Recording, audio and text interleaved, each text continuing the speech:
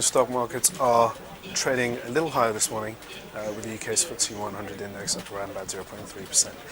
And the Euro Stoxx 50 also doing something very similar, up about 0.4% last I checked. And in the currency space, the Euro is very much steady against the dollar. And in the peripheral bond markets, both Spanish and Italian bond yields are easing a touch, coming up from some of those levels that we saw over the past few sessions, and that's mostly thanks to yesterday's strong Italian bond auction. Italy tested the market's appetite for its paper for the first time after the inconclusive elections earlier this week. Good morning, I'm Ishaq Siddiqi, and welcome to another Daily Market Bite. I'm going to give you a quick idea of what's going on. So we are a little firm this morning, and risk sentiment was improved overnight by positive sessions in the US and in Asia, which has fed through into the European session. Now, there are two main reasons for that. Well, one reason with two combining factors of two central bankers, the Eurozone, the ECB's rather, Mario Draghi and the Federal Reserve's Ben Bernanke both talked up their policy measures, the easing measures. Ben Bernanke, again at his second day of his annual testimony in Capitol Hill, talked up QE, maintained a very accommodative stance for the ultra low rates environment, suggesting that the Fed is not looking to end QE anytime soon, leaving the environment extremely favourable for risk to outperform through the course of 2013. That goes against what the recent Fed minutes revealed, where we were worried that Fed members may look at exiting QE earlier or halting it during the course of 2013, varying the pace, as they said in their latest minutes. Now, when it comes to Draghi, he was speaking in Munich and comes very much in light after the recent Italian elections. He reiterated his stance on the AMT program, saying that governments would need to seek conditionality before they look into tapping into the ECB's bond buying program, which could be something that we may happen soon if we see sustained pressure on Italian and Spanish bond yields. Now, overall, although we are positive, sentiment does remain very fragile.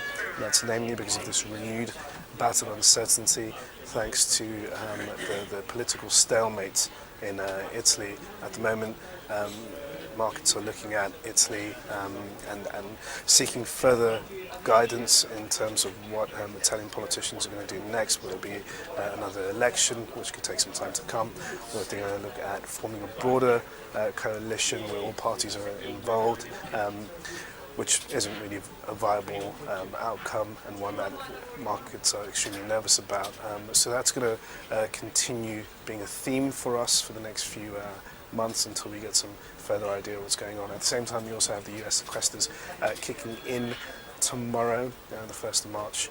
So it looks like there's going to be a lot of attention on US policymakers and President Obama to come up with a further compromise on dealing with the budget cuts that they need to do very soon before it starts hitting economic growth. Speaking of economic growth in the US, we have the second estimate of US fourth quarter GDP figures later on today. That should be very much of interest given the fact that we have these sequesters coming up. We also have weekly jobless claims later on, and we also have a Chicago PMIs report. So quite a bit of data coming out from the US. Over here in Europe, we've also had our own data. We've had German unemployment numbers, which are actually pretty good.